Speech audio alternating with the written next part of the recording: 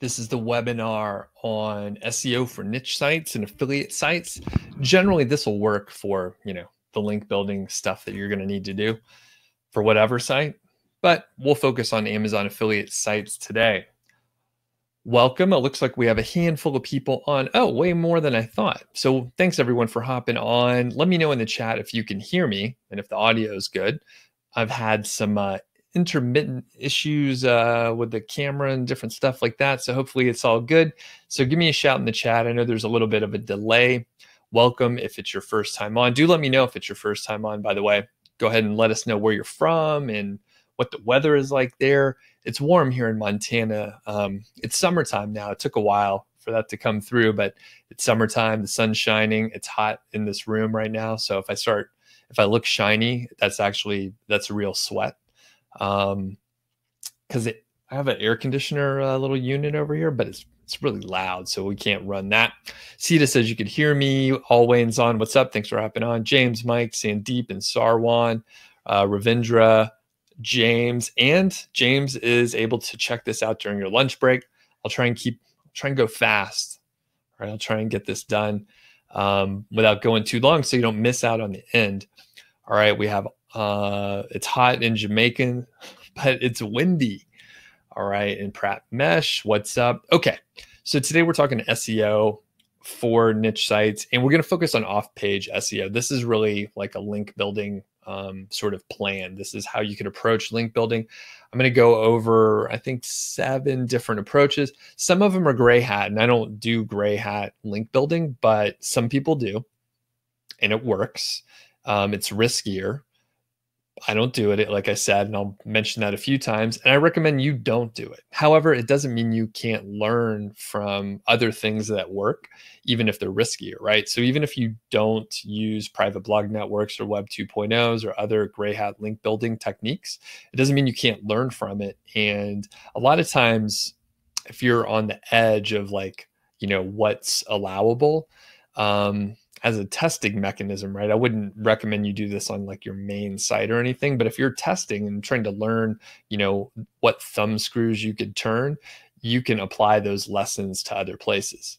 Additionally, you'll learn more if you're doing like interesting stuff. So, all right, Steven's on as well. I'm going to go ahead and get to the presentation because there's a lot of stuff to go over.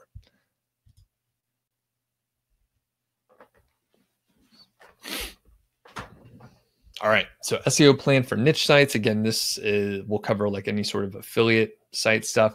And this is the assumption that, backlinks will help you rank, right? So if you don't think that backlinks will help you rank, then this won't be super helpful, but I could tell you that they do help you rank. If you just go check out some of the bigger SEO blogs like Ahrefs, for example, they have some excellent material. There's a super high correlation between like rankings and the number of backlinks and the quality of those backlinks. So that's not even up for debate. If you have questions about that, I'll probably just brush them off quickly. All right, you can hear me. That's good.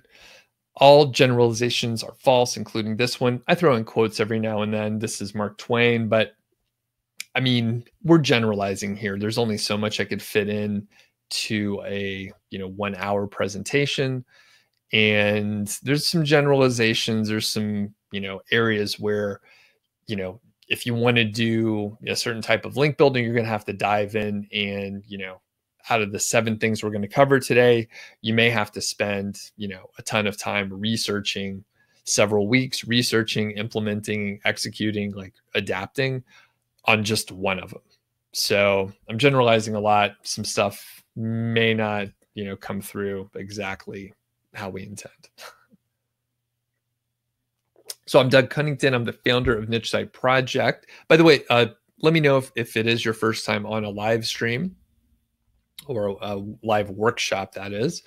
That's my dad and I and my old dog, Georgie, or Brody there at Old Faithful. And Georgie is the new dog we just adopted in the last within the last year here. So why should you listen to me? I have a past track record with niche sites. I've coached others. I have a course on Amazon affiliate marketing called 5-Figure Niche Site, which I'll give everyone a little sneak peek on the inside of that towards the end. I've done guest blogging on a lot of bigger blogs, and I'm a project management professional, a PMP. I've been featured or mentioned on a lot of different blogs. You probably have heard of or seen these blogs out there. And most recently, which I guess was like last summertime, so it's been a little while, but I was mentioned over on Social Triggers by Derek Halpern. And I've been on the Human Proof Designs podcast and blog quite a bit. I know a lot of people in the audience, like we have Dom and I have a big overlap with our audience. So, and I always point this out, the people that have been on these before, like Alex, you've seen this. So I always want to point out that this is a roller coaster ride. There's a lot of ups and downs. A lot of people will only tell you about the upside and how successful they were. And they leave out the parts where, there were failure points. And usually, everyone has like a couple mistakes that they made, and then hopefully they don't make them again. So I point that out, and I won't spend too much time on this here. Gary mentions that some spiteful people will use fake backlinks and report you. It's happened to you. And I have heard that as a technique, but I don't know how well that actually works. But they can, and I don't know, like they reported you and then what happened? Like, did you get like a manual penalty? But anyway, negative SEO is 100% real. Recently did a video on that. So hopefully you were able to recover, Gary. I know that's always terrible. Duke's on, what's up? So the Q&A is at the end. We have a little button thing here that you can, mark your chat as a question. So it sort of stands out for me on my end. So that is kind of helpful. And I'm going to try to not look at the chat too much so I can look at the presentation material. But if you do have a question, some people do like to just type them in so they don't forget them. That's okay. I just may not be able to answer quickly. I'm not ignoring you or anything like that. Quick note before we get further into the presentation here. If you have any issues with the overall like feed, audio or video, something freezes, you can't hear me, try and refresh it first. Let us know in the chat. Some other people may be able to help you out. Sometimes it buffers funny and stuff like that. So just try and refresh it if you have any issues. And sometimes the whole thing just crashes. Not often, but it happens. So we'll try and prevent that, but just try and refresh it if you have an issue. So why niche sites? Well, for me, I think they're a great way to learn like a whole set of skills, the whole package, right? So you can learn SEO, which we're going to talk about today, of course. You can learn on-page, off-page SEO. You can learn about content. You can learn about hiring writers, setting up sites, doing WordPress development, all sorts of different sets of skills. There's a lot of things that's super interesting if you're just getting started, and you may find you like it all, right? Some people like the whole process and they really dive in. They stick with the whole, niche site idea or affiliate marketing idea. Some other people, they don't like the whole thing. They say, for example, they don't like, link building or something like that, but they really like WordPress development and themes. So they go into themes full time, right? So I actually know someone, one of the theme developers that I'm friends with, he had some moderate success with his niche sites, but he was a WordPress developer by trade. So he combined the two, came out with a theme. So this may not be the end of the road. It may not be the perfect answer for you, but you should be able to figure something out that you like. Maybe you come up with an idea for a content service, right? It's really hard for people to hire folks, but if you're good at hiring people from Upwork, then you may be able to, utilize that skill that you have.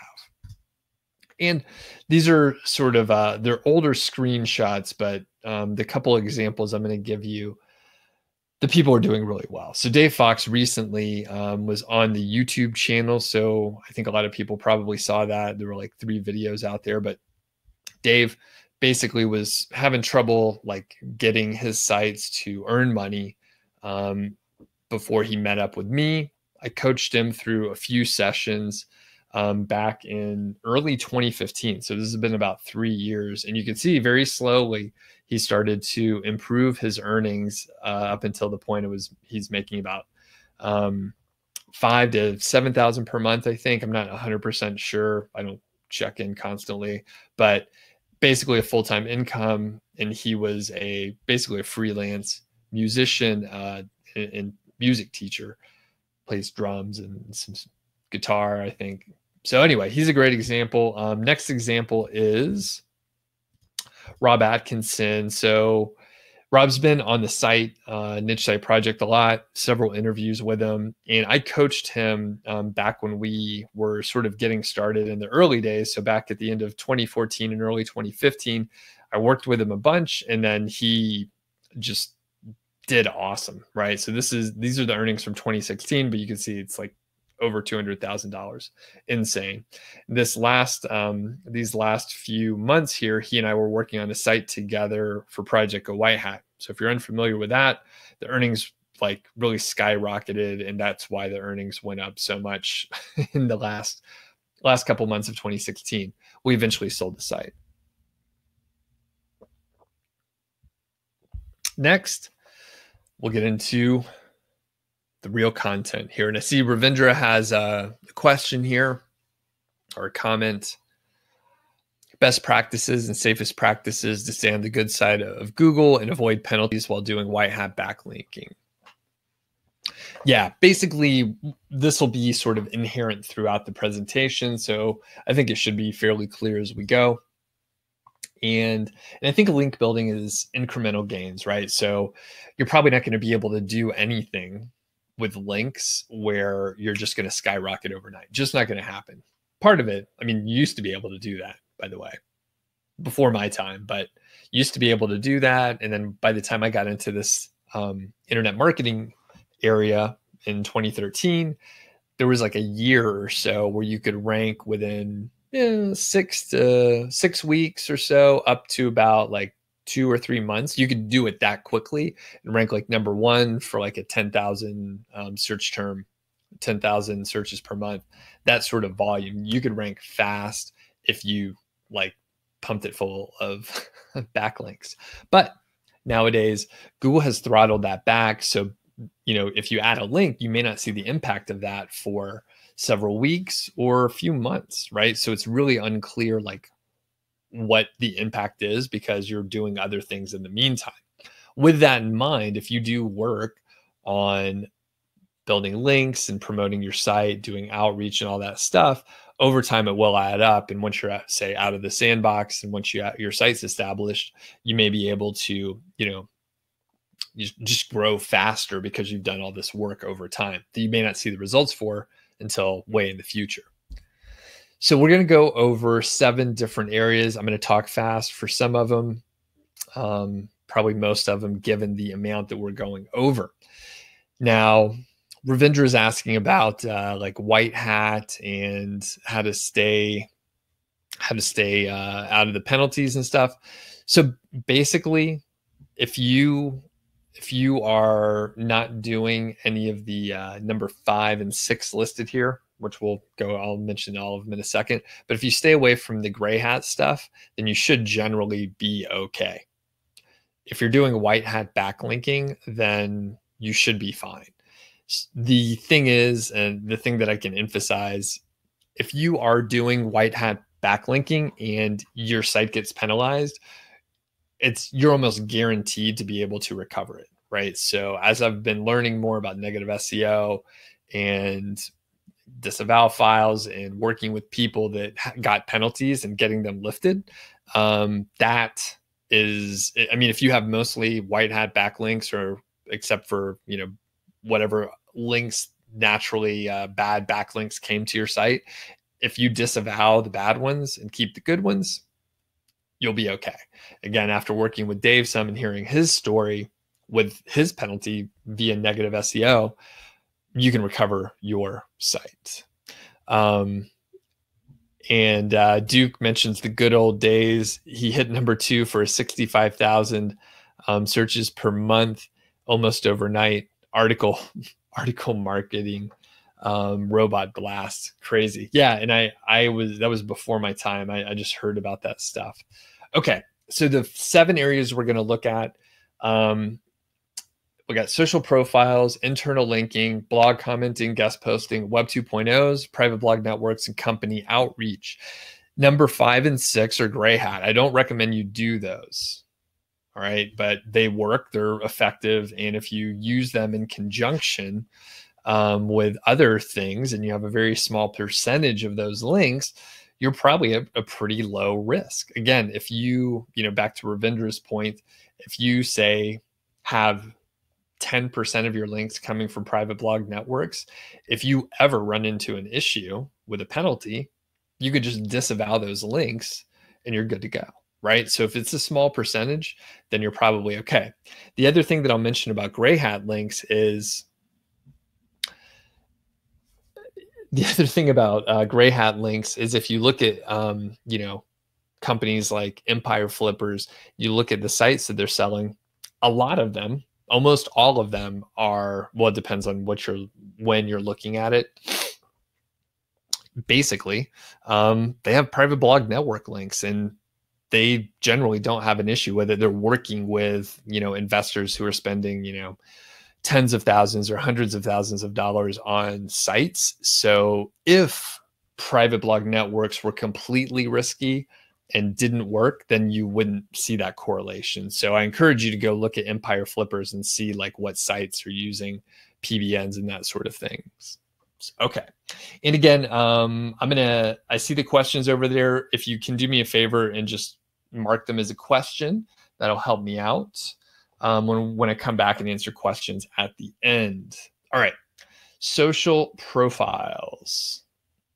So this is pretty straightforward. You could do this like in an afternoon. It's sort of like, once you launch your site, go ahead and set up the social profiles. Now, the thing is, you don't have to be active on all these networks, but these are just a few options that you can go, potentially set up a social profile, put your little image up there. You can go make one on Canva for free. You'll have like a 1-sentence blurb, maybe about your site. And then of course you'll want to put your link to your main domain in your profile so that there's a link out there. Now, again, you don't have to be active on these social platforms, but it does give some social proof. And when someone, when you're doing outreach in the future, you would potentially have the opportunity to share other people's material. You would be able to at least just like look like you have a site and that you care about it. Now, you don't have to do all of these, right?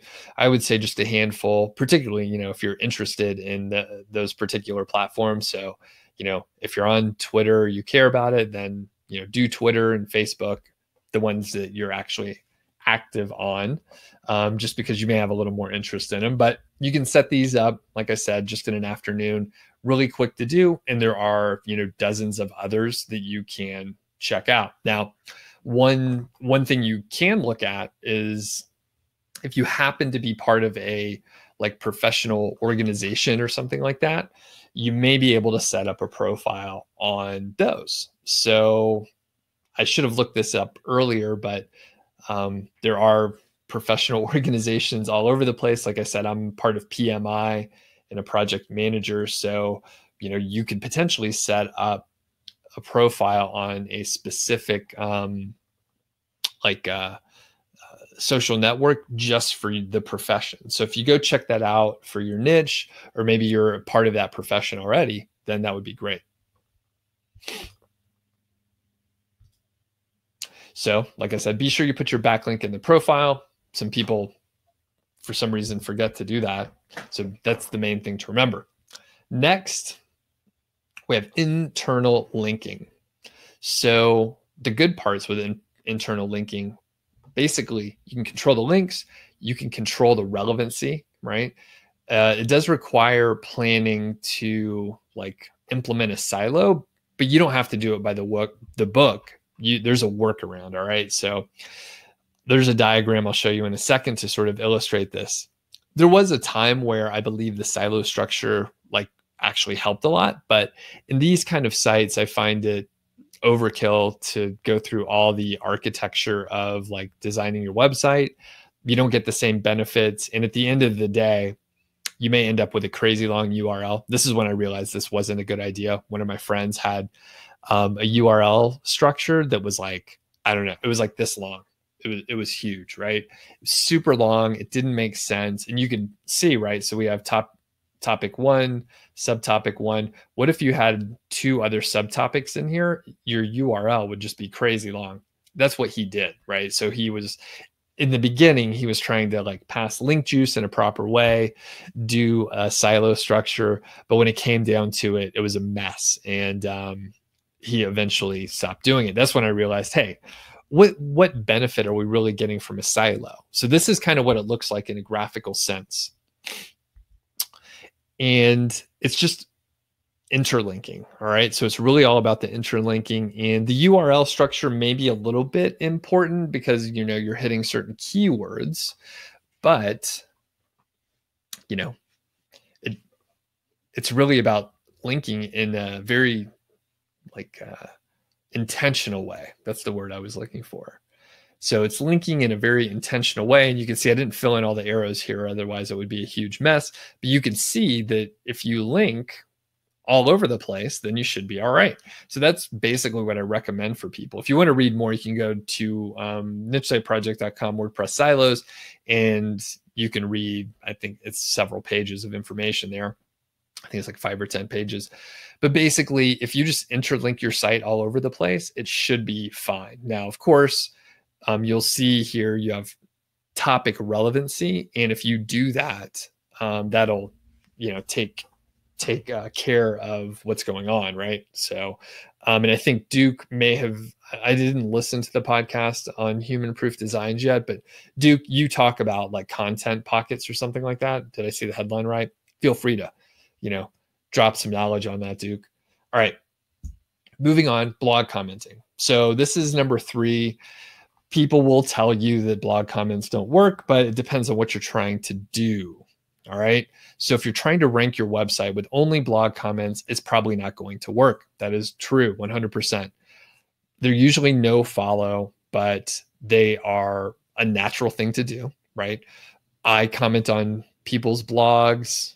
In fact, I saw some people recently, they talked about the KGR and or mentioned something or other from Niche Site Project. And I saw that they mentioned it. So I went over and commented, said, hey, thanks for doing that. You spelled my name wrong or whatever.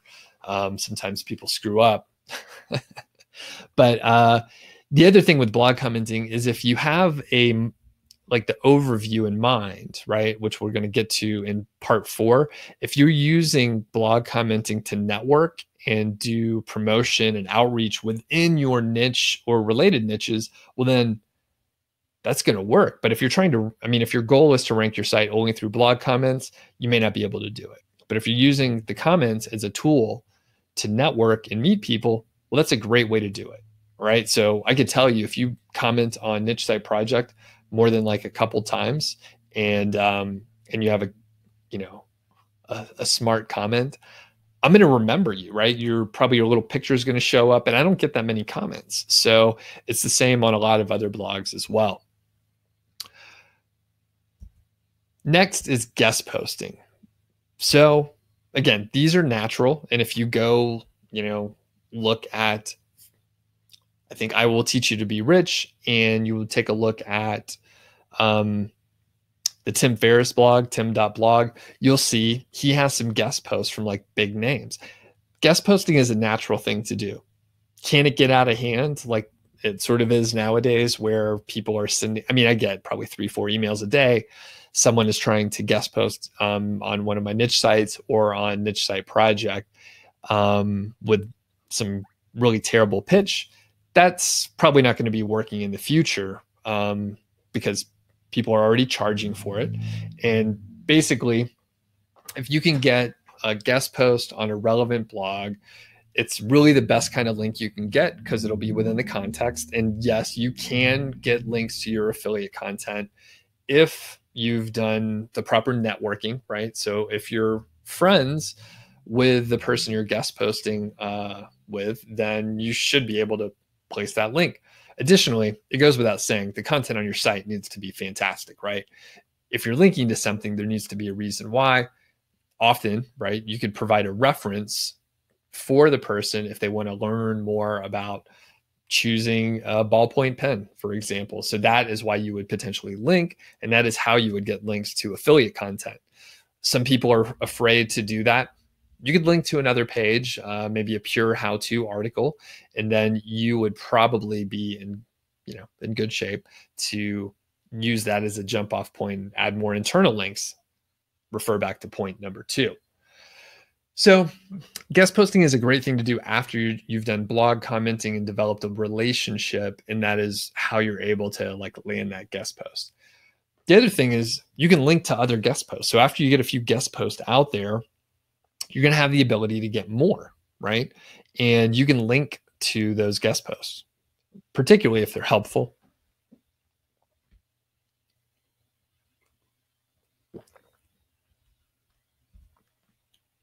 All right. Number 5, starting with the gray hat stuff. So these are Web 2.0 blogs. The advantages are you can control the links 100%. You can change up the anchor text. You can do whatever you want. I mean, you're literally creating, blogs out there. Now, the downside here is they're basically like very weak, right? There's not really much power passing through the site. Even though it's on a high DA site, that's not really going to do much for you. Your specific subdomain on the Web 2.0, which would be like, for example, bestballpointpen.wordpress.com, it's not going to have any power behind it unless it has links. Now, you can use a company like the Hoth and buy links from them. They do the whole thing for you. It's actually when I did this, when I used Web 2.0 blogs, I used the Hoth because it was just so much easier and cheaper for them to do it than for me. So really good service there. Basically, they would set up like a WordPress.com blog, and then they would send a bunch of backlinks to it. So they have huge networks. They would send a bunch of backlinks to it and sort of supercharge your subdomain. All right. And the downside is if you do this wrong, you'll probably end up getting penalized. And a lot of times people would end up over optimizing the anchor text, right? So they would over optimize and it would be really clear that they were doing some weird stuff, and they would have so many of these. Now, the thing is, over time, even when these were working pretty well, what happens is the Web 2.0 companies like WordPress.com would, they'd see there's no activity on those blogs, and they would just see that it was a spammy site, and they would like get rid of it. They would delete your site. So that's one thing. The other part is, even if they do hold up from a metric standpoint, so like if you looked at, Majestic or Ahrefs or Moz, you'd see the metrics are still high on your Web 2.0 blog, but Google may have realized that the second and third tier of links were worthless. They were like in a bad neighborhood, if you will, and they sort of like ignored those. All right. So, if you use Web 2.0 blogs right now, I would say, use them super sparingly, and it would only be to like just get started. And you would have to use them as like I said, a small percentage of your total links. And again, you're probably not going to be able to like rank really well just with Web 2.0 blogs. Number 6 is private blog network links. All right. So this is Gray Hat 2. Again, do not recommend it. I just want to be clear on that. However, they are super effective. And I think I saw a comment over there. And by the way, I see the questions over there. Thanks for marking them. I will come back to them towards the end here. If you look at Empire Flippers, I think someone mentioned like 90% of the sites use private blog network links. So if it's done properly, right, the risk is lower. Now, I've said this a few times, all right, but going on record again to say, I believe that probably in the next 12 to 24 months, 1 to 2 years, there will probably be a big network that goes down. There's a few very large networks and very smart people behind them, but it would only really take, I mean, in my estimation, right? I haven't thought of like how you would actually implement this, but people at Google, they're really smart, way smarter than me. But I would say they'd be able to buy some links from some networks, buy some more links and slowly sort of map out the whole thing. Sounds like a fun programming project to me, but they can map out like a whole lot of sites, right? And the thing is, my estimation is you could probably just get rid of a couple thousand sites, a couple private blog network sites out there across a few networks, impact a lot of people, and people would be scared of PBNs again. That's what happened to me when you refer back to that slide way back with my roller coaster. I had like 5-6 sites go down at the end of 2014. A lot of other people have been impacted at that same period. So like Spencer Hawes, a few other folks, Perrin, who's now at Authority Hacker, he was working with Spencer at the time, but all of us sort of got busted and caught up in that mess. Now, I think the people that are still around sort of cleaned off their knees, got up and brushed off the dust. And, we've changed how we were doing things. But basically, I predict there's going to be some big network coming down. All right. So why do they work? Well, you can get like really high powered links, right? So instead of getting a link from, the Web 2.0 that has like no power behind it, right? From a private blog network, it is a high powered link. So it has links going to that site already, and you're hopefully getting links from a high powered URL on that site. You control the links 100%, depending on, if you're creating the network yourself, you do, technically have 100% control. If you're renting or buying the links, number one, it's not really private. So keep that in mind. But the other part is you can, potentially get them changed if you want to do that. Now, alter the anchor text if you want to, right? So if you control them, you can change them. Links can be powerful. They should be powerful. The downside is it could be a risk for penalties if you're not implementing them correctly. If you're buying or renting the links from someone, you really have no control on what happens or how risky the network is. Now, people like Matt Diggity would take care of it really well, right? I mean, they know what they're doing. They've tested. They have a lot of, per my understanding, a lot of sort of segmentation and silos. So if there's an issue with a portion of the network, it doesn't infect the whole network. But you don't know what people are doing, right? And the setup, if you're doing it yourself, can be confusing. It's tough to manage.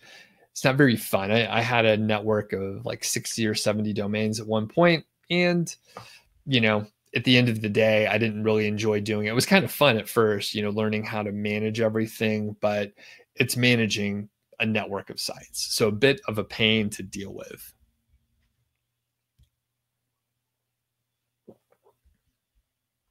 All right. So again, PBNs work, and you can see that when you go check out Empire Flippers. Do you want to do that or not? I recommend not doing it. All right. Here's the bonus, number 7. So company outreach. Now, I know a couple people have done this, and this has sort of happened naturally with some of my sites. But here's kind of how it works if you wanted to sort of take control of it. So you find a company with a product that you have a review on. All right. So I'm assuming you already have a site. You're going to review a few products, right? So you can check to find some of the companies that actually have a social media presence. So I recommend Facebook or Instagram. Those are probably going to be like the biggest, the most likely candidates. So if they have an Instagram account and they're sharing stuff, like they see the power of advertising and social media. If you can see that they are also running ads in some capacity, right? AdWords, or if there's some ads on Facebook or on Instagram, you know that they're spending money to get eyes on on certain products, right? So they're also savvy with like new media, if you will, right? Social media. So at that point, you can actually, if they're on Instagram, you could probably just send them a direct message and just introduce yourself. Maybe, you can show them the review and just say, hey, what's up? Maybe share some of their stuff and let them know that you did some review with them, right? You want to make sure it's favorable, right? You don't want to bash a product and then try and get a link from them. But at the point where you're, networking, sharing some stuff for them, again, this is before you ask for anything. You're doing nice things ahead of time. The final step would be, hey, would you mind linking up to the review? Or maybe you write a new review or figure out how to work together, right? So there's a couple routes here. You can straight up ask for a link to see if they'll link to the review that you gave them. Or you could potentially ask them if you could guest post on their blog if they have one. So there's a couple routes here. And Duke says that company outreach works well. They'll share on social media, drive some traffic, and sometimes link to you. It's your favorite tactic. And this is one of those deals, right? Where, Duke, you've been around internet marketing and websites and that sort of thing for a while. So you understand the work that could be involved, but a lot of people don't like they just want to do, internal links, and they want to do maybe gray hat stuff because they don't want to, go through the process of being rejected when you're doing company outreach or even guest post outreach. Sorry, I'm flipping screens so much, but basically you're doing this stuff and you're getting rejected constantly. People are scared, they're afraid to get rejected. But if you're willing to put in the time, it's almost guaranteed you're going to get some benefit out of it. And Duke is saying it only takes an email. Indeed, right? And the other thing is, a lot of people are thinking, all right, this sounds good.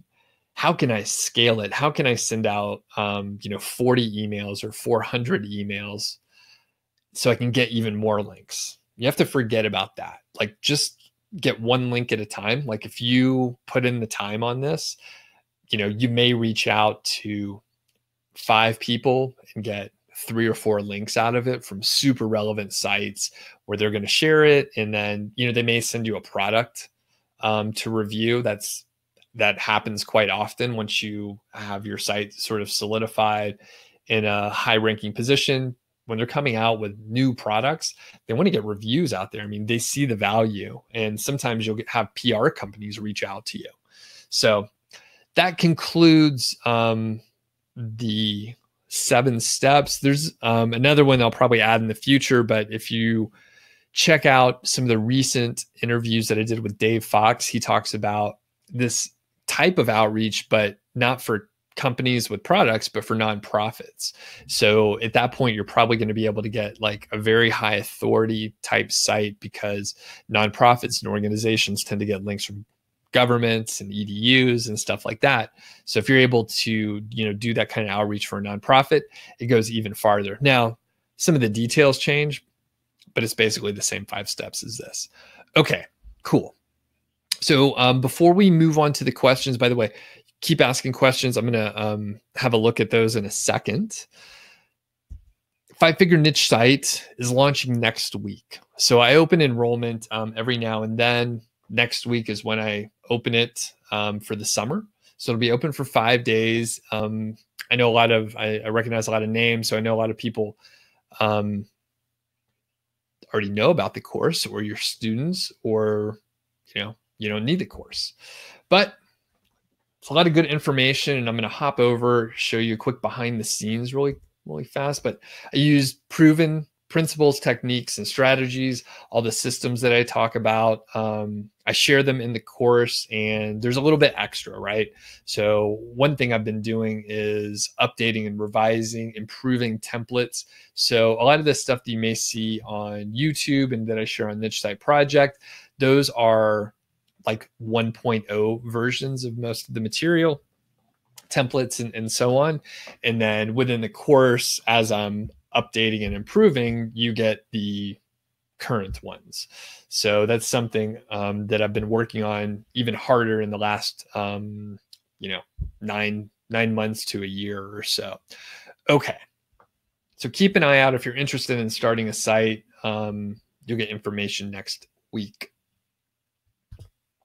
So here's just like a quick look inside the course, and this is sort of the navigation and sort of stuff. But the schedule, it's a dripped out course. So weeks 1 through 9, or basically 1 through 9 are the core set of content, right? To get you started, we start from, analysis and brainstorming and go all the way through scaling up. The advanced training, which I've added and updated in the last little bit, you'll notice that goes through advanced link building, interviews. We have email list building, other affiliate programs, and a 6-figure exit. So you can see I pumped the last week 12. It was starting to drag on. So I was like, I'm just going to get it out for folks. But this is the advanced material here. Now, as we scroll down, you'll see that, well, you know what? This is worthwhile. A lot of people are unsure if they want to enroll in the course because they think they're too advanced or they already have the core material. Now, basically, you can join the course with an existing site that's making 1,000 or 2,000 per month and still get as much value. In fact, the people with existing sites can often turn an ROI very quickly. Now, we, no offense to anyone in particular, but we think we know a lot, but sometimes we have like some of our foundational information. It's a little bit off. And if you go back and revisit the assumptions that you thought were true, you may realize that they're not exactly true and you may need to adjust. And that's one of the reasons why, if you have an existing site, hop in the course, you realize maybe you missed out on a potential like shoulder niche or something closely related that you could add to your site. Maybe you go through the brainstorming process, come up with some idea that's pretty closely related to your existing site. Maybe you find a bunch of KGR terms, and then you are already making a little money on the site, say $500 a month. You could reinvest a portion of that and quickly get an ROI because you're out of the sandbox and that sort of thing. So just a tip, and I know some people think I don't want to relearn stuff, but I could tell you for a fact, I've taken a few high-end courses between $2,000 and $4,000, and I already knew most of the material. However, because they cost so much, I actually did all the work, 100% of the work. The thing is, if you revisit those assumptions when you're an expert, you really can learn a lot of things. And that is one of the most, it's really hard to explain. People don't want to learn something that they already know, but sometimes our assumptions are wrong. So I'll leave it at that. And just a quick, like showing off the navigation. So unit 0, as soon as you enroll, you get access to this. And as it goes through week by week, the course is dripped out. So enough of that. Let's answer some questions here. So I'm going to go back to the beginning and see what we have. So if you mark them as a question, I'll definitely see it. But if you did not, then it may be harder for me. So, okay. Patrick says, do I use the disavow tool through Ahrefs? Just wondering if disavowing through them sticks. No, I don't use that. I'm not sure. The disavow tool in Google is like super simple. So I would advise you to probably just use the Google tool. I haven't looked specifically at Ahrefs and their tool, but I would advise you to just work directly with Google. Ravindra says, Income School recently published a video on how backlinks can be dangerous, and they were talking about even how white hat backlinks can be risky. Do I think that's spreading misinformation? No, I watched that video. It was a good one. I left a long comment on there. Just check that out, Ravindra. everyone has a different approach. And it's funny because I find myself in the middle of like very different proponents of link building. So I came from the gray hat world. You know, you may not know this, but some of the first link building stuff that I learned was gray hat, and it was from Pat Flynn from Smart Passive Income, who wouldn't, I mean, he's so white hat now, like you couldn't imagine. But if you go back, I mean, he was talking link wheels, link pyramids, article spinners, like all that stuff. I learned that directly from Pat Flynn, right? Directly, you know, one of his most popular blog posts, and it was all gray hat. And that is how things were done back then, right? Like that's what everyone was teaching. So again, Spencer Hawes, Hayden Miyamoto, and trying to think of some other folks that I followed. And if you go back and look at like Quick Sprout, you'll see Brian Dean was publishing stuff on private blog networks, and Neil Patel was too, right? So in the advanced link building guide, like all that stuff was, you know, that was out there. So that's where I came from, gray hat, because that's what everyone was doing. Now, the funny thing is I still have a lot of friends who do the PBN stuff, Matt Diggity. You have, I think, well, actually, I'm not going to put words in other people's mouths that I don't know like what they're practicing right now, but other big brands, other very influential people do use private blog networks, and they sell links to you because it's a good business model for them, to be frank with you. Now, the other side of the coin, right? So I'm white hat now. Some people could argue that some of the stuff that I do, like guest posting, would be gray hat, because if you do guest posting, then, you know, if you're doing it for links, then the spirit of it is off. Now, I'll just straight up answer your question, Ravindra. No, I don't think it's spreading misinformation. They backed it up pretty well with what they thought. Backlinks can be dangerous. Now, the thing is, because of where I sit as an old gray hat person, and I have friends that still do that, and then you know, my friends at Income School, they're on the other side. They're, you know, per my understanding, only natural links. They're not going out trying to get links. They're just trying to put the best content out there possible. Fine approach, right? Both effective, but it's funny because I sit in the middle where, you know, some people are like, you know what? Build links, do what you got to do on the gray hat side. There's risk, you got to deal with it. And then, you know, Jim and Ricky, they're more like, let the links come naturally. Don't worry about it. Don't spend time on it. Spend your time on, like, you know, other stuff, content, whatever other things that they recommend, right? Is it misinformation? No, it's just different. But it's weird for me because I have one set of people telling me that backlinks matter so much, do whatever you have to do. And then you have another set of people saying, like, don't worry about backlinks. It's the worst idea ever. Backlinks, you know, don't matter, right? Don't do anything with backlinks. So it's kind of a weird position where I'm in. Not misinformation. I think Income School, that was a long overdue video. I'm glad they published it. You know, some of their other videos suggest that link building is a waste of time. I mean, I think that was the title of the video. So they backed into it a little bit more. All right. And Duke says the Income School boys are motivated by selling their method. Take that into consideration when deciding if it's misinformation or just ignorance. And I can tell you for sure, those guys are not ignorant. They're super smart. They're very well educated, and they know exactly what they're talking about. And their positioning and marketing is spot on. Pretty insane how they're able to, you know, knock things out like they are. Anthony says, what's better, 3 1,500-word articles on a product review or 5,000-word comparison review of a product? It depends on a number of factors. If it was me and you just asked me to pick the two, I would probably look at the competition level for the keywords that you're targeting for either the 5,000-word comparison or the 1,500-word set of 3. So I would look at the competition level for each one of those.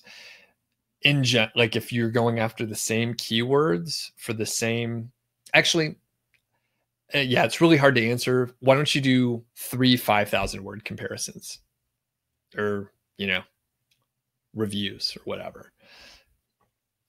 In the long run, that'll probably work out better. Duke mentions earlier you were talking about content clusters, which I guess is similar to the silo idea. Pratmesh says, is it okay to use exact match keywords as the anchor text and internal linking every time?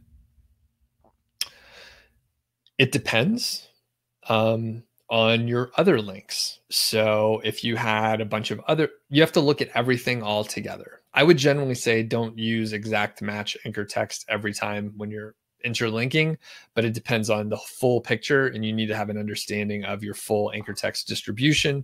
But generally, I don't do that. Exercise caution. I would just do it like once or twice. Joe says, what's my opinion on using the disavow tool? I'm for it. Is it true that you should not use it unless you get a manual penalty? That's all up to you. All right. So I've tended to not use it very often. But if I see a lot of links coming at me that are not good, then yeah, you can use it to stay ahead of the curve. Especially, for example, let's see you hop on Ahrefs and you see you got 800 301 redirects to your domain. Probably want to do something about that. And I did. That actually happened to me, right? Someone threw a bunch of links at me, 301 redirects from like terrible sites that were spammy, and then I got rid of them. All right. But it's totally up to you. I mean, you could wait until you get the manual penalty, but if you see that it's happening, it's probably a good idea to stay ahead of the curve.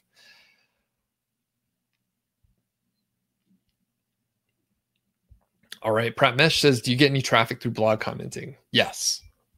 It depends. Not everyone will, but if you're commenting on blogs that get traffic and have people that, an active community, you will get some traffic through them. Those are the good ones, right? Those are the ones that maybe could help you rank, even though they're no follow. Duke said, Pratmesh, I would use natural variations in the content links and the total title of the post with related articles widget. Yep. I like that. Cetus says, regarding blog commenting, you've heard me say in another video that getting lots of no-follow backlinks from several blog comments will help with ranking since it diversifies your backlink profile. Now you say it doesn't help rank at all. Can I clarify? Well, Cetus, you're very good at picking up every little detail, and that's the risk with putting out so much content. There's little contradictions all the time. Yeah, it will help you a little bit. All right. But here's the other part. People will, unfortunately, they'll watch this and they'll think, oh, blog commenting. I'm just going to do blog commenting and then I should rank. Generally, it's not going to happen. However, here's the deal. If you're doing KGR stuff, you're doing keyword golden ratio content, you literally can do no link building and you'll get traffic. So for example, like Jaron is a great example. He's an income school student. And they interviewed him, but they didn't talk about the keyword golden ratio, which is how he's getting basically most of his traffic, at least up until this point in time. So you don't have to do any major link building if you're using the KGR. Jaron's writing long form content, really high quality. He's writing it himself, So the thing is, if you're trying to rank something that has some competition, then you're not going to be able to rank with just blog commenting alone. So does that make sense, Sita? They can help, and no follow. If you start getting traffic through maybe your comment is really good and there's a link to your site and there's a lot of people that read that post and you're starting to get traffic through it, I believe that link is probably going to help you rank. But most people are not going to have that happen. And I don't want people to think that they can do blog commenting and suddenly rank. All right. I'm going to have to hurry up with the questions because there's so many here. Anthony says, is this a reasonable site structure? Site name / blog / category, topic, subtopic. That's too long. Keep it simple, Anthony. No need for all that. Just do post name, sitename.com / post name. You don't need all that other stuff.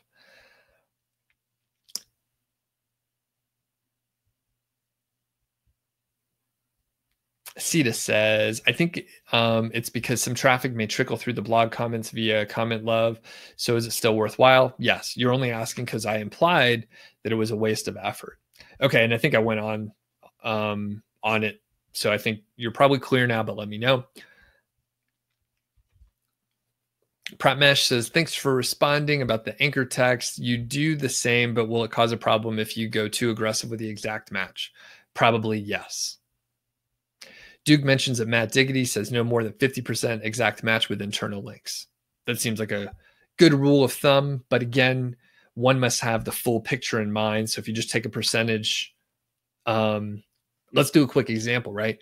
So let's say you go nuts and you have, let's say you have 100 posts on your site and you have 50 posts that you're linking to one post because you're like, oh, I'm going to do crazy internal linking. Let's say you have 25 of those links are exact match anchor text. The other 25 are like some long phrase. At that point, you have still like super rich anchor text. And then if you have like no external links going to that post, your anchor text ratio is going to be kind of wonky and probably not great. So keep that in mind. If you just take a percentage, you still have to think about like everything all together. And Pratmesh says some SEO experts say no more than 1%. I think that's pretty, I mean, if you can ask them, I think that's low. I think you can go more on that. The people that tell you, by the way, the people that tell you about the 1%, they're usually using private blog networks. And that is one of the reasons why people are like, oh, you only want to have like one exact match anchor.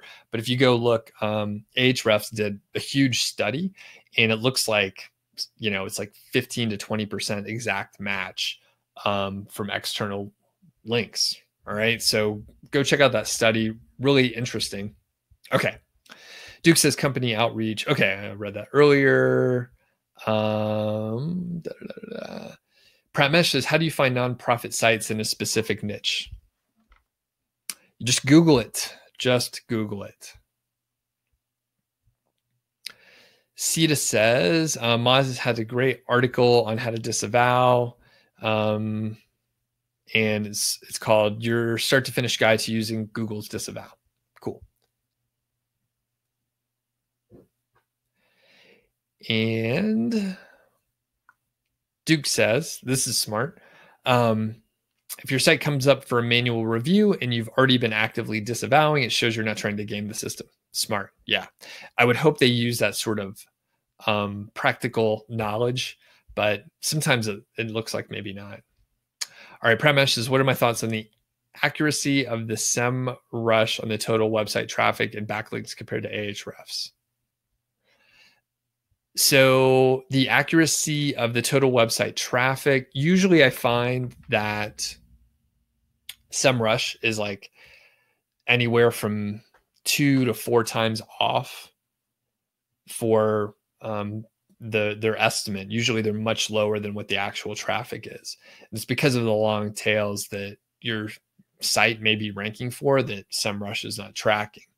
As far as Ahrefs, I'm not sure. They're largely using the same kind of data, so I suspect that they are off too, but maybe they track it a little bit more closely. As far as the backlinks, SEMrush is terrible. Ahrefs has the superior backlink database, and they seem to find the links pretty quick.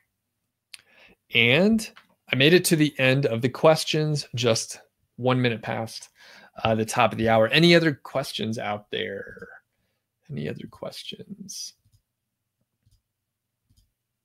And since we have a smaller crew, and thanks everyone for sticking around, by the way. My wife and I put out a podcast, and if you watch a lot of the live streams, you probably heard me talk about it. But if you do have the opportunity, do check it out. I'll put a link in the chat, but you could search on iTunes for Survive the 9 to 5 and it'll pop up. I got some feedback already. We have, thanks, Duke. You have a good day too. Basically, we have 3 episodes out to get some feedback. I've gotten some good feedback from some students and friends already. And, there were a couple like minor technical things we'll get better at. We've already identified them. Like one of them is I would like get too close to the mic, and then I would actually turn my head to look at my wife because we didn't have a good setup here, but we've rearranged the microphones. So I'm talking right into it. The intro music's kind of clunky. I mean, I played it myself, but it's too slow, and my wife thought it was all right, but I've wanted to change it. So I'm going to pump it up a little bit. But yeah, if you have the opportunity, survive the 9 to 5, would love to get feedback from you on it. All right. Gary says, I think some niches get too much traffic from other SEOs, so volume metrics for them are pretty useless. You know what? What niches are you talking? I mean, I would tend to disagree. So you're saying that like the traffic is reported to sites, or the traffic estimates from like SEMrush are off because so many SEOs are looking at it. And I just, it's a valid point. People have asked that before. I kind of disagree. I mean, I think we're such a small population that it's like a blip. And I don't think it really impacts the data. The other part is any sort of like, I mean, just let's look at keyword volume, for example. Keyword volume is like an estimate, and every company has a different algorithm. So I was looking the other day, the difference between like Keywords Everywhere, SEMrush, and Ahrefs, huge discrepancy, kind of insane. But even that, which should be like even, they're using real data. I got a cough here.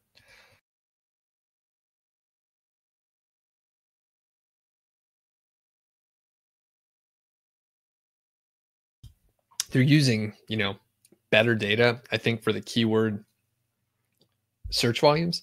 But even that, there's huge discrepancies. And I think that when you're looking at the metrics for traffic, like the best you can do is like some wild estimate. I've been using the SimilarWeb extension for Chrome here recently, and their estimated traffic, it's like way higher than SEMrush.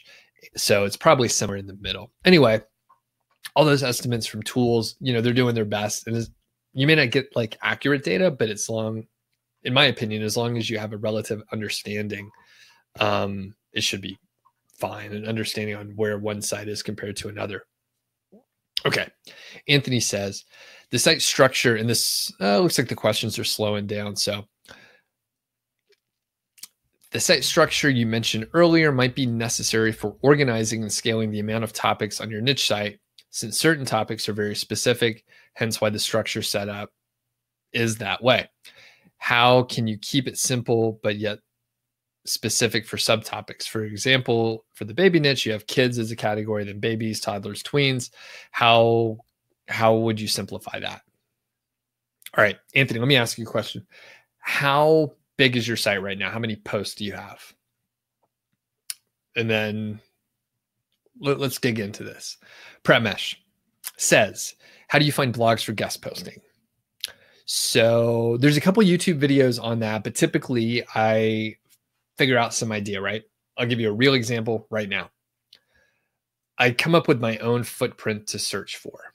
So I would, for example, talk about ballpoint pens a lot, but let's do a marker today. Got a bunch of markers. I have markers all over the place. I need to use them more because I have so many. But let's say permanent marker. So let's think about this for a second. Where might I be able to guest post about permanent markers? Let's see. How about journaling? All right. So we can't guest post on a direct competitor. We can't even probably comment on their site because they're probably not going to approve it. They're just going to tell us to take a hike. But something related, but not exactly. So if I'm working on, markers, I would maybe search for how to bullet journal. And then I would maybe look for a footprint. You could figure out your own. Sometimes I look for like leave a comment or leave a reply or something like that, because then I know I can comment on the site. So if I could comment on the site, I could develop a relationship with the person and then ask for the guest post. So how do I find bloggers to guest post? Similar to the other, answer I gave before, you just Google it. The best footprints you could look for are ones that you come up with on your own.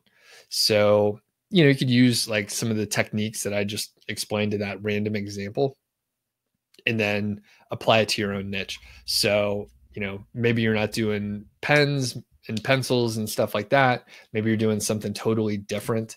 But you can, branch out. I'll just throw out an example. Let's say you have an outdoor product site, you have tents on your site or backpacks or something, right?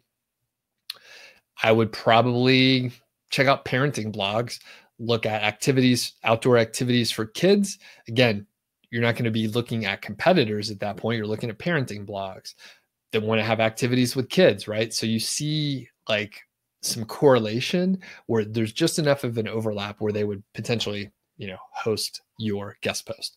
All right. Anthony says you have 40 posts. So basically, and I was just curious. So you only have 40 and you're thinking, how can I handle subtopics? And basically, I wouldn't worry about it, right? You can make it as complicated as you were talking about, but you don't need to. So I'm speaking from experience on this. As I was adapting like my old sort of techniques and stuff to sort of newer techniques, at some point I was thinking, Anthony, like, hey, I want to do the categories and I sort of want to set this up a little smarter. I know what products I'm going to cover. So I should, try and architect it a little bit more. So I set those up. And then at some point, I changed my mind about a couple things. But I had set up that structure. So the URLs were already set up. And I was like, oh, what do I do at this point? Like, I'm changing what I want to do. So I realized that what I would potentially do is just do the post name. You could fit your keywords in there. If you really wanted to, you could, create a page for, here's how I would do it. If you insist on doing it this way, which I don't recommend, but if you insist on doing it that way, I would set up a page that you managed in a manual way. And then I would 301 redirect the category to that page so that you had, a static page in which you manage manually. You could adjust it a little bit better. And then if you wanted to, you could set up child pages for that. So again, you don't need to do that. I have multiple sites with multiple hundreds of posts, and I avoided that because the planning doesn't pay off, right? Like you're thinking it's easier to find stuff, but it doesn't matter. People are just landing on one page and then going forward. Now I'm wrong about a lot of things, so I could be wrong, but as I'm talking to my friends and peers and understanding how they're designing sites, they're just doing domain.com/postname, basically. So that's my recommendation. Again, you can make it super complicated, but you don't have to. If you want to, you can, but you don't have to. All right. I think that's all the questions. Thanks, everyone, and see you on the live stream tomorrow. Hopefully, we'll have some good questions out there. We'll catch you later. Have a great day. Bye.